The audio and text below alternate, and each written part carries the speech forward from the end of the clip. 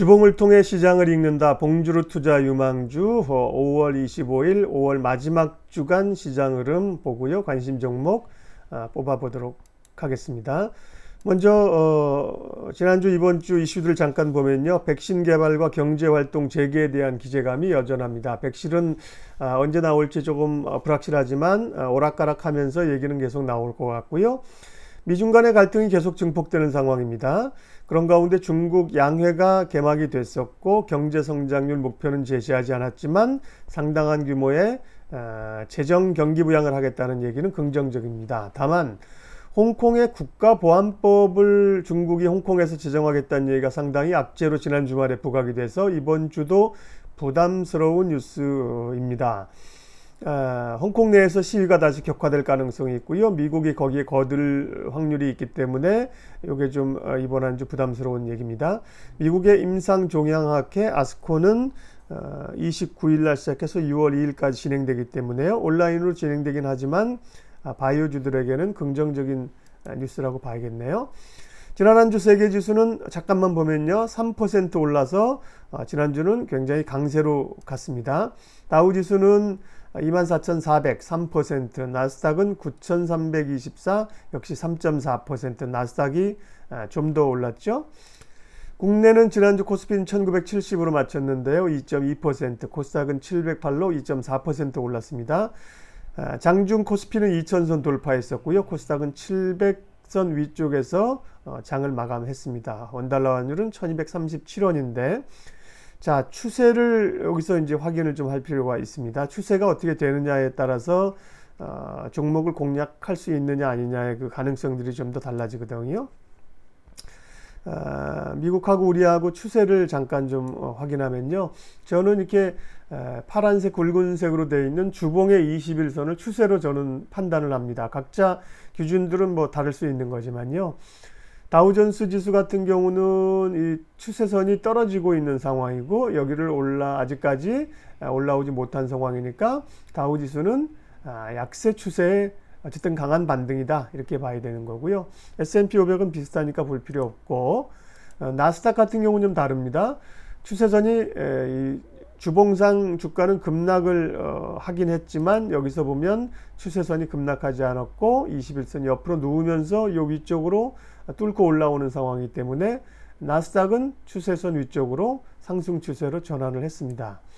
국내도 마찬가지입니다. 종합주가지수 기준으로 하면 이 추세선이 하락하는 추세고 20일 우리 이제 주봉상 여기 딱 이제 돌파 시도하는 거죠. 아직까지는 코스피는 약세 추세라고 봐야 됩니다.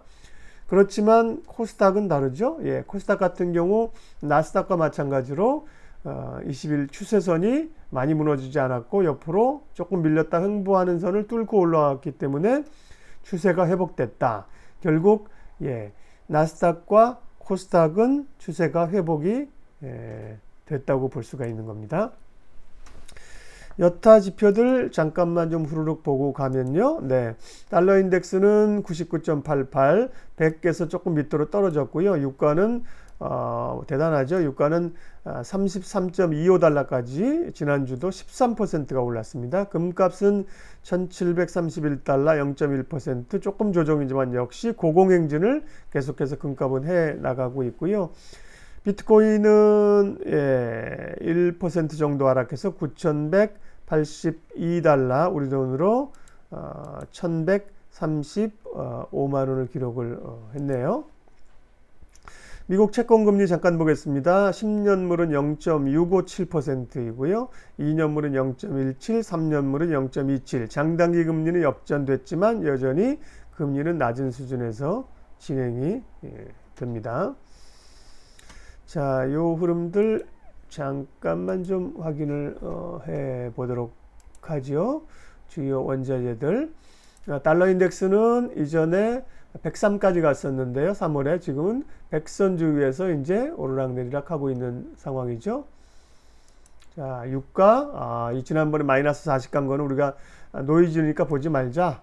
대략 그러면 몸통으로 하면 15달러, 꼬리로 하면 10달러에서 33달러까지 왔으니까요. 뭐 엄청나게 오른 겁니다. 유가는 회복이 많이 된 상황이고요.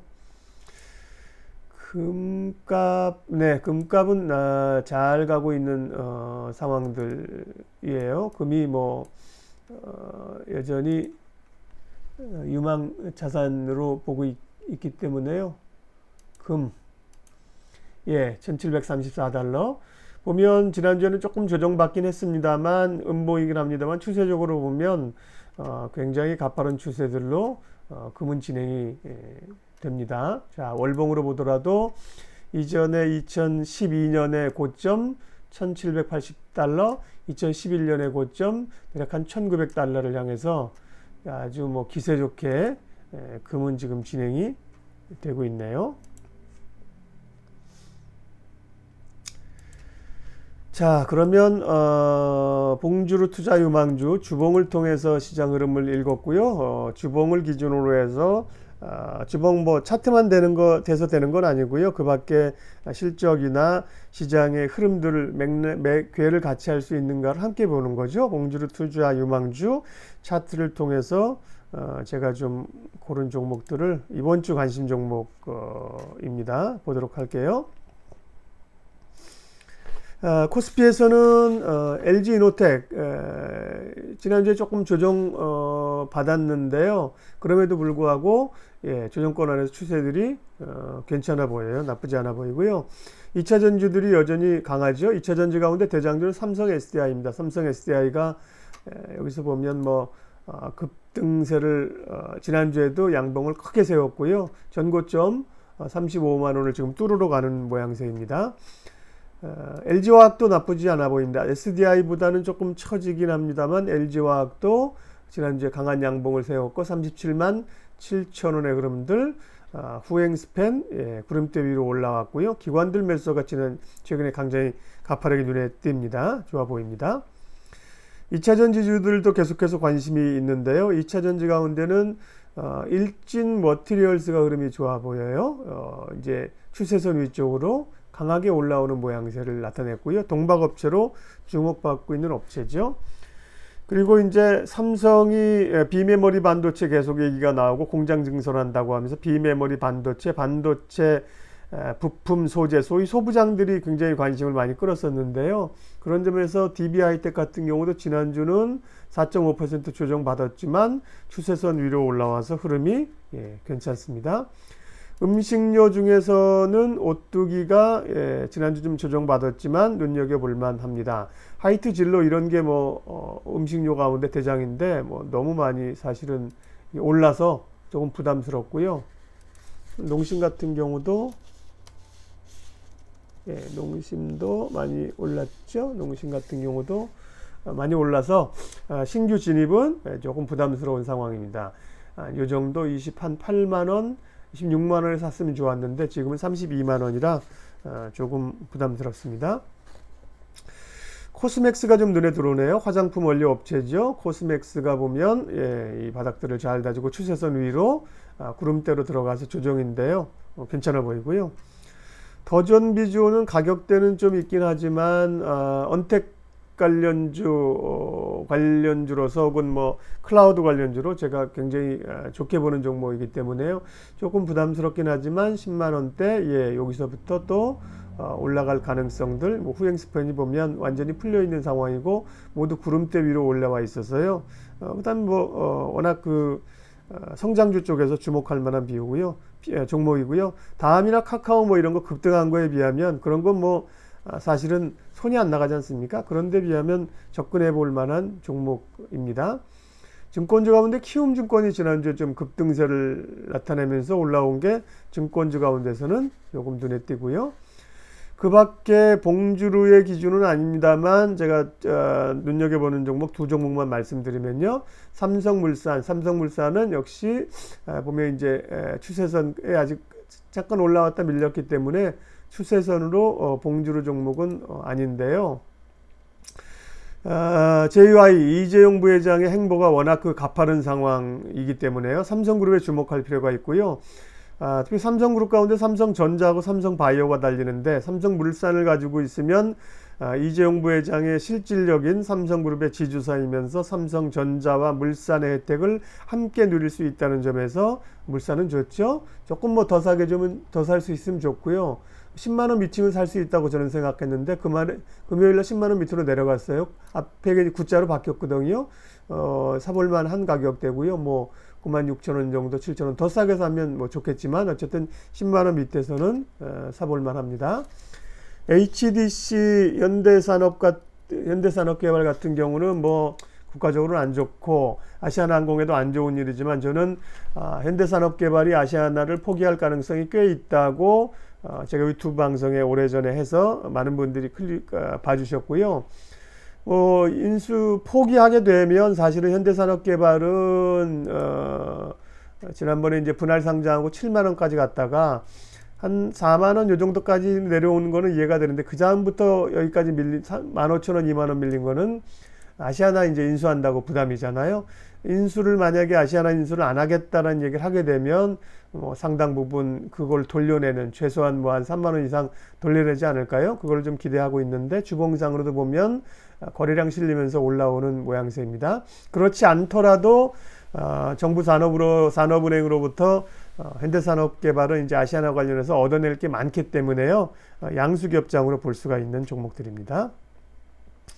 코스닥 종목 가운데는 이제 소부장 종목 주목해 볼 만하다고 그랬잖아요. 그러면서 눈에 띄는 종목이 동진 세미캠 같은 것도 보면 추세가 상당히 살아서 올라오는 한 주 조정받고 지난주 흐름들도 윗골이 달았지만 좋은 모양새이고요.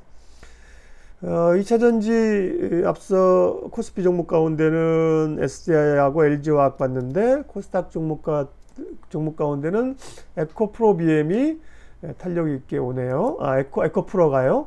에코프로 BM도 강했을걸요. 에코프로 BM은 뭐 엄청나게 강한 흐름들로 먼저 전고점 지금 뚫고 가는 상황이고요. 에코프로 BM 눈여겨 봅니다. 바디텍매드를 눈여겨 볼 필요가 있습니다. 바디텍매드는 여러 진단시약 이러면서 코로나 진단 키트 만드는 이제 회사인데요. 이 진단 방식이 바뀌면서 실적도 좋습니다. 기대해 볼 만한 얘기고 사실은 지난주에 그 기대를 가지고 있었는데 백신 개발 얘기가 나오면서 확 눌렸었는 상황인데요. 물론 뭐 조금 더 싸게 2만 원대 살 수 있으면 좋겠지만 추세선 올라가는 거라든지요. 진단 키트 관련주 가운데서는 바디텍매드를 계속해서 지난주에 이어서 주목해 봅니다. 바이오 관련주에서는 차바이오텍이 보면 이렇게 쭉쭉 좀 올라오는 모양새가 있는데요. 지난번에 뭐 차바이오텍은 그때 회계 관련한 문제가 있었죠. 뭐 거의 상폐 위기까지 몰렸다가 이때요. 급락할 때 여기서 4만 2, 3천 원에서 2018년이죠. 얼마예요? 14,000원까지 떨어졌었는데 최근에 추세가 올라옵니다. 정확한 내용 자체는 이제 그런 우려는 사라진 건지 그 부분은 조금 더 이제 봐야 될 것 같아요. 파마 리서치 프로덕트는 뭐 지난주에도 강세를 나타냈고 이번 추세가 좋습니다. 전고점을 뚫고 가는 모양새이기 때문에 파마 리서치 좋고요. 게임주 가운데는 제일 좋은 게 NC소프트라 그랬는데 NC소프트는 너무 많이 올라서 지금 공략하기는 어렵고 웹젠이 지난주에 이어서 흐름 괜찮아 보이죠. 웹젠 그리고 게임주 가운데 또 한 종목 보면 컬러비스 같은 경우도 옆으로 횡보를 하면서 모양새가 외국인들 매수 눈에 띄네요. 나쁘지 않은 그런 모양새입니다. 그리고 결제나 이런 모바일 이런 거 관련해서는 NH 한국사이버결제는 워낙 많이 올라서 위쪽에서 조정도 세게 받았고요. 세틀뱅크가 지난주에 꽤 많이 올라왔어요. 미넨제 자회사고요. 소액결제 이렇게 하는 업적으로 굉장히 좋은 회사라고 알려졌었는데 상장하고 인기가 없다가 5만 원에서 11,800원 갔다가 올라오는 흐름들 괜찮아 보입니다. 이렇게 봉주루 유망주들 종목들을 살펴봤고요. 정리를 해보게 되면 코스피 쪽에서는 삼성 SDI, LG화학, 일진머티리얼스 2차 전지업체, 그리고 DB하이텍, 비메모리, 화장품 코스맥스, 그리고 언택 관련도 더존비전. 개인적으로는 삼성물산 주목해서 볼 필요가 있다고 생각이 됩니다. 코스닥은 소부장 쪽 2차 전지, 동진세미캠, 에코프로, 그리고 코로나 진단 키트 관련해서 바디텍메드, 그리고 게임주는 웹젠까지 관심주로 살펴보겠습니다. 주봉으로 시장을 읽는다 5월 마지막 주간 봉주루 투자 유망주 여기까지 하겠습니다. 고맙습니다.